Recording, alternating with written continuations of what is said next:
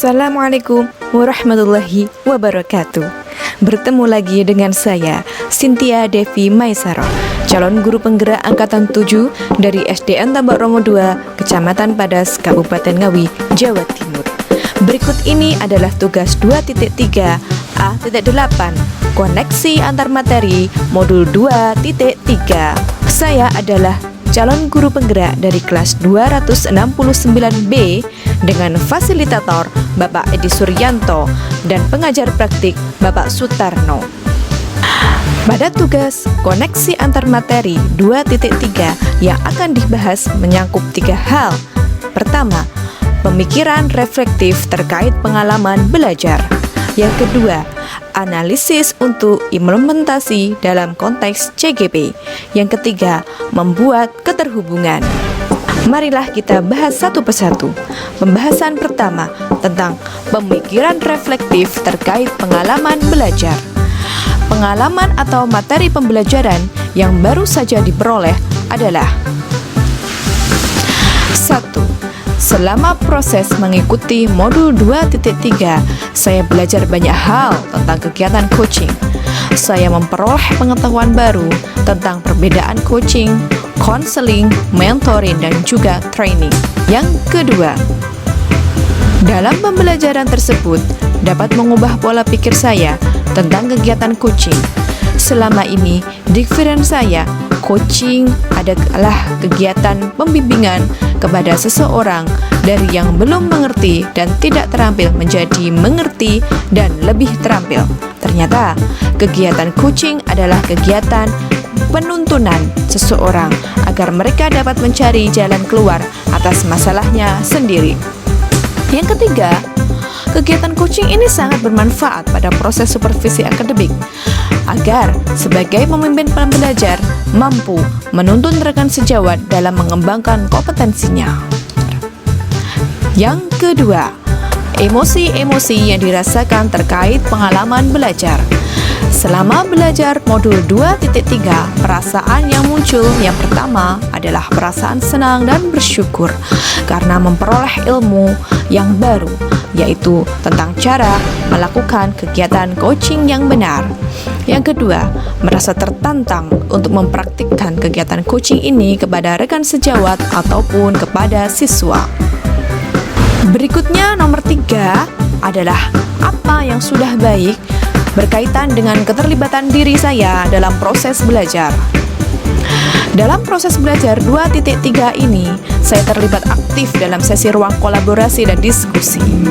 Saya mampu mempraktikkan cara coaching sesuai alur tirta. Saya mampu berkolaborasi dengan rekan CGP yang lain untuk melakukan praktik pada posisi coach, coachee, ataupun observer. Yang terakhir, saya mempunyai semangat belajar dan tekad yang kuat untuk mengembangkan diri dalam praktik coaching agar bisa mampu melaksanakan atau mampu mempraktikkan baik kepada rekan sejawat maupun kepada siswa. Berikutnya yang keempat, yaitu apa yang perlu diperbaiki terkait dengan keterlibatan diri dalam proses belajar. Yang perlu saya perbaiki yang pertama adalah saya harus belajar lagi menggali ide-ide coaching pada proses penentuan rencana aksi. Yang kedua, saya perlu belajar menahan diri untuk tidak memberikan solusi saat kegiatan coaching berlangsung. Yang ketiga, saya perlu belajar melakukan pendekatan pra-observasi atau pra-coaching. Yang keempat, saya perlu belajar mempraktikkan kegiatan coaching kepada seorang yang bersikap apatis. Yang terakhir, saya perlu mempraktikkan kegiatan refleksi tentang rencana aksi yang telah diterapkan coach. Poin kelima, yaitu keterkaitan terhadap kompetensi dan kematangan diri pribadi. Pada proses pembelajaran modul 2.3, selama proses coaching, saya membangun hubungan kemitraan dengan baik, hadir secara penuh, mampu memahami coaching. Yang kedua, saya dapat memberikan pertanyaan-pertanyaan berbobot yang mampu menggiring coaching dalam proses identifikasi dan membuat rencana aksi. Yang ketiga, saya tidak melakukan labeling, judging, dan tidak memberikan asumsi berdasarkan pengalaman pribadi. Pada bagian yang kedua, yaitu analisis untuk implementasi dalam konteks CGP. Yang pertama, memunculkan pertanyaan kritis yang berhubungan dengan konsep materi dan menggalinya lebih jauh. Ada 3 pertanyaan penting yang saya tuangkan dalam video ini. Yang pertama, apa tolak ukur keberhasilan dalam kegiatan coaching? Yang kedua, bagaimana cara melaksanakan coaching? Yang ketiga, mengapa coaching diperlukan di dalam dunia pendidikan? Berikut adalah jawaban untuk pertanyaan nomor 1. Tolak ukur dalam kegiatan coaching adalah ketika coachee dapat mencari jalan keluar terhadap masalahnya. Dalam proses mencari jalan keluar tersebut, coach akan membantu coachee menggali ide-ide baru. Selanjutnya, setelah coachee membuat rencana, coachee harus mempunyai komitmen untuk segera memulai aksinya. Jawaban untuk pertanyaan yang kedua, cara melaksanakan coaching. Perlu kita ingat lagi, 3 kompetensi inti yang penting dipahami, diterapkan, dan dilatih secara terus-menerus saat melakukan percakapan coaching kepada teman sejawat di sekolah, antara lain: 1. Kehadiran penuh atau presence. 2. Mendengarkan aktif. 3. Mengajukan pertanyaan berbobot. Alur percakapan coaching yang akan membantu peran coach dalam membuat percakapan coaching menjadi efektif dan bermakna, yaitu alur Tirta. T. Tujuan. I. Identifikasi. R. Rencana aksi. TA. Tanggung jawab. Dan berikut adalah jawaban dari pertanyaan yang ketiga. Coaching diperlukan karena paradigma coaching dan prinsip coaching untuk supervisi akademik sangat perlu dimiliki oleh seorang pemimpin pembelajar untuk dapat melakukan evaluasi dan refleksi pembelajaran sebagai bahan perbaikan ke depan.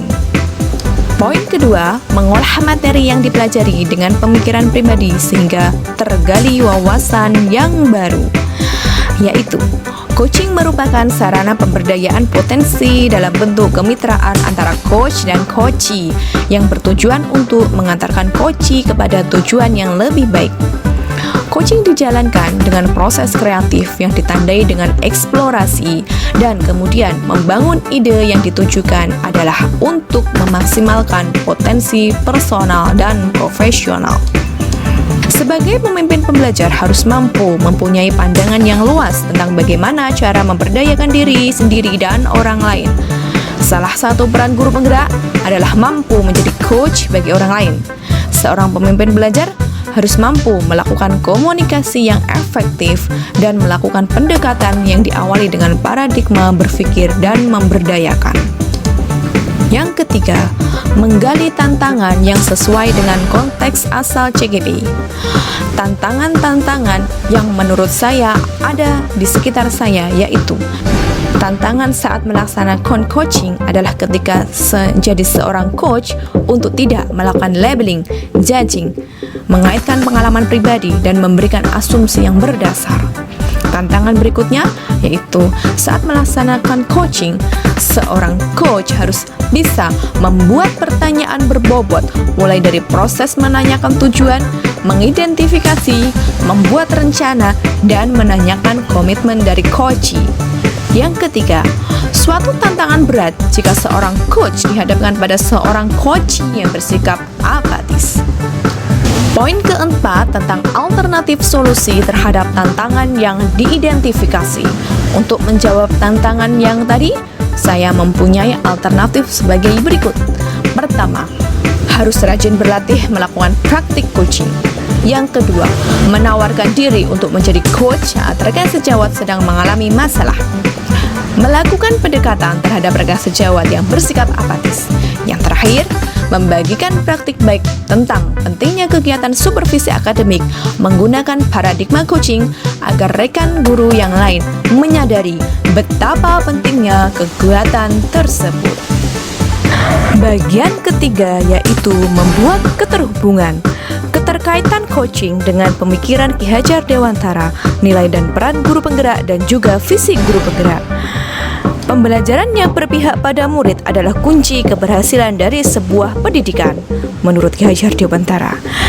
Nilai dan peran guru penggerak dalam menjadi pemimpin pembelajar yang baik adalah seorang yang memiliki prinsip dan mampu menerapkan paradigma coaching untuk supervisi akademik. Tujuannya untuk meningkatkan kualitas pendidikan. Kemudian, guru penggerak membawa visi perubahan. Misi tersebut untuk memerdekakan siswa. Untuk mencapai sebuah visi, perlu strategi terencana yang tertuang dalam Bagja. Berikutnya, keterkaitan coaching dengan pembelajaran berdiferensiasi dan pembelajaran sosial emosional. Pembelajaran berdiferensiasi dapat diasumsikan bahwa paradigma coaching dan prinsip coaching dapat diterapkan untuk menyelesaikan permasalahan pembelajaran. Selain itu, dengan menerapkan coaching sebagai sebuah pendekatan pembelajaran untuk memenuhi kebutuhan belajar murid adalah suatu hal yang dapat dilakukan dan efektif untuk mencapai hasil yang diinginkan. 5. Kompetensi sosial emosional menjadi sebuah dasar seorang guru agar dapat menguasai 3 kompetensi coaching yang ada. Sehingga pembelajaran sosial emosional sangat penting dan perlu ditempuh seorang guru untuk meningkatkan kompetensi sosial emosionalnya. Sekian tugas koneksi antar materi 2.3. Wassalamualaikum warahmatullahi wabarakatuh. Salam guru penggerak, tergerak, bergerak, menggerakkan.